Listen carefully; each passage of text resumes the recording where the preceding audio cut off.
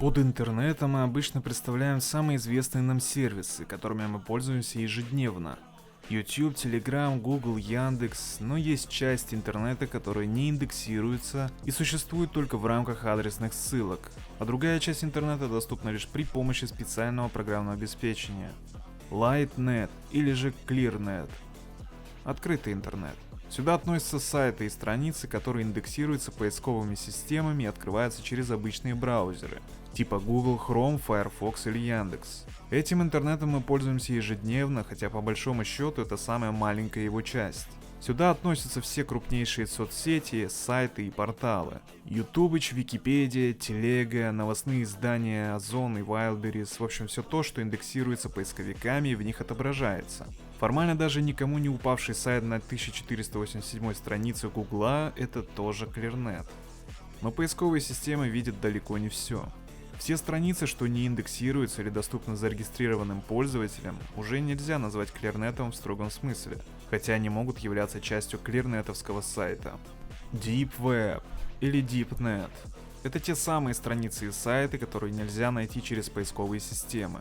Это, скорее всего, самая внушительная часть интернета. На самом деле, эта часть в основном полностью легальна, и мы каждый день попадаем именно в Deep Web при попытке зайти, к примеру, во ВКонтакте или в Telegram. Все потому, что мы заходим дальше индексируемой главной страницы и попадаем в закрытую часть интернета, скрытой за регистрационными данными. Отчасти YouTube тоже имеет части Deep Web, поскольку не все видео размещены в публичном доступе, некоторые из них запривачены или доступны лишь по ссылке. Они не индексируются и остаются в Deep Web. Тем не менее, уже здесь начинаются интересные детали. Именно в Deep Web находится большинство полулегальных сайтов, в зависимости от юрисдикции или законодательств государств. К примеру, торрент-трекеры, пиратские библиотеки, форумы, доступные лишь по инвайтам, и прочие ресурсы. Darknet или Dark Web.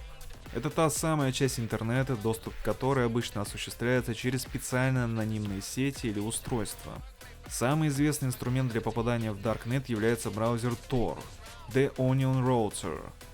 Сеть Tor устроена таким образом, что трафик проходит сразу через несколько независимых друг от друга узлов сети.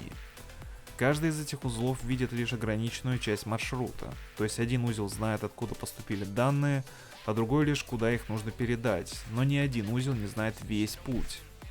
Информация дополнительно защищается несколькими слоями шифрования. Это усложняет определение личности и местоположения пользователя, однако не делает его полностью анонимусом. Вас может скомпрометировать вирус и тщательный анализ трафика от правоохранительных органов.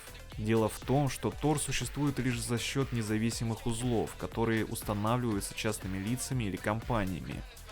Но никто не мешает спецслужбам установить несколько таких узлов самостоятельно для контроля трафика. Хотя Darknet славится своими преступными сайтами, его могут использовать журналисты, информаторы, политические активисты, оппозиционеры, просто люди, которые хотят получить доступ к заблокированному сайту в своей стране. Tor запрещено использовать на законодательном уровне в Китае, Иране, КНДР и Беларуси. В Турции и России сайты ресурса ограничены, но формально Tor использовать не запрещено, хотя и созданы искусственные ограничения. Еще в Туркменистане, Египте, Бахрейне и Арабских Эмиратах трафик Tor также фильтруется и использовать его проблематично. Однако все это обходится за счет настройки мостов. Подпольные рынки. Darknet получил широкую известность благодаря нелегальным торговым площадкам. Многие из них внешне напоминают обычные маркетплейсы. Также есть покупатели и продавцы, есть личный кабинет и техническая поддержка, есть системы безопасности. Однако вместо обычных товаров, как правило, там предлагаются запрещенные во всех странах и в том числе международным правом продукты. Наркотические вещества, украденные банковские карты, поддельные документы, вирусное программное обеспечение, иногда даже продают оружие, украденные автомобили, технику или людей. В Даркнете есть сайты хакеров, продающие услуги взлома или DDoS-атак за крипту. Но стоит понимать, что в Даркнете большая часть сайтов это скам, где вы отправляете крипту и не получаете ничего взамен. Серьезные ресурсы обычно содержат степени защиты и серьезную проверку при регистрации. Как правило, в Даркнете методом расчета в сделках служит криптовалюта, биткоин или иногда еще используют Monero. Остальная крипта не в почете, особенно если мы говорим о стейблкоинах. Это централизованная крипта, не используемая в Даркнете для расчетов.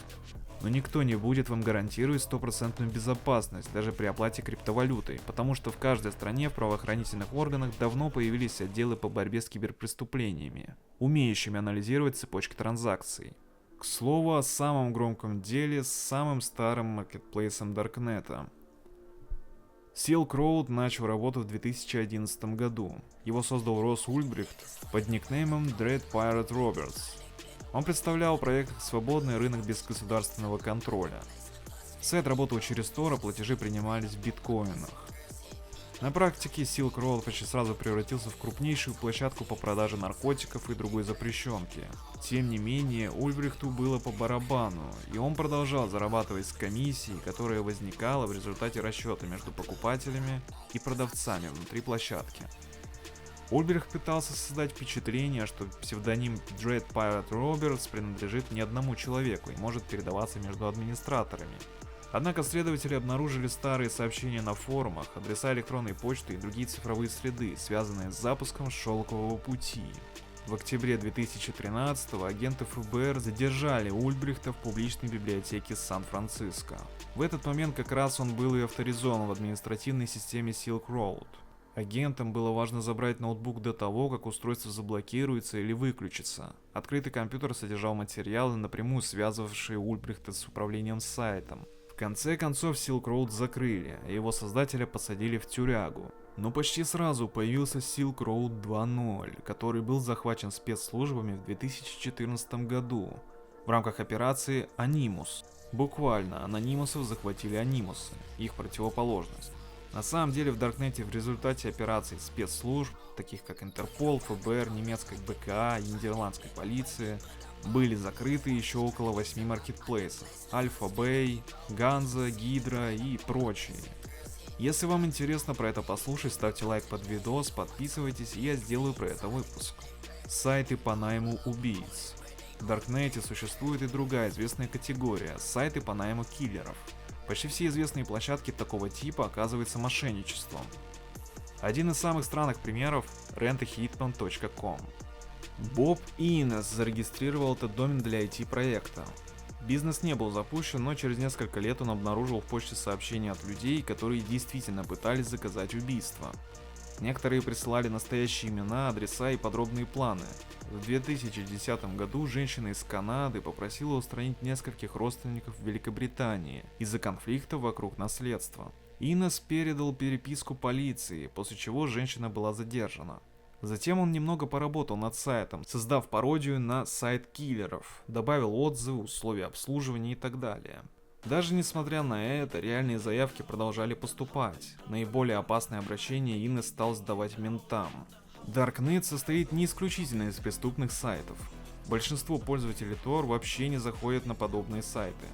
Но анонимность действительно может создавать условия для появления крайне опасных сообществ. Одним из известных примеров стал имиджборд 8chan. На нем существовали обычные разделы об играх, аниме, спорте и политике, но слабая модерация позволяла распространять экстремистские, жестокие и незаконные материалы. Другой пример – PinkMed. Этот сайт использовался для публикации интимных фотографий людей без их согласия. Вместе со снимками могли деанонить, размещать имена, ссылки на социальные сети и другую личную информацию. Затем жертвы сталкивались с травлей, угрозами и проблемами на работе. Формально можно было запросить удаление материалов, но такие обращения часто игнорировались или даже высмеивались. В 2014 году PinkMed закрыли во время международной операции против преступных ресурсов Даркнета. Однако полная информация о владельцах сайта так и не была опубликована. Красные комнаты. Самая известная легенда Даркнета – это так называемые красные комнаты. Согласно слухам, это сайты, где преступники транслируют пытки или убийства в прямом эфире, а зрители платят крипто и отправляют команды через чат. Но убедительных доказательств существования таких сервисов до сих пор нет. Большинство сайтов, называвших себя красными комнатами, оказывались скамом, постановкой или заранее записанными роликами. Настоящая прямая трансляция требует стабильной инфраструктуры и создает множество цифровых следов. Кроме того, организаторы фактически бы распространяли доказательства тяжкого преступления среди большого количества незнакомых людей. Поэтому красные комнаты в том виде, в котором их описывают, скорее всего являются интернет-легендой. Тем не менее, существование подобных записей и частных трансляций, организованных по заказу, Европол признавал еще в 15 и 24 годах, когда проводились соответствующие операции по поимке организаторов. Однако сами красные комнаты, вероятно, уже давно являются интернет-легендой, и сегодня их организация была бы попросту невозможна.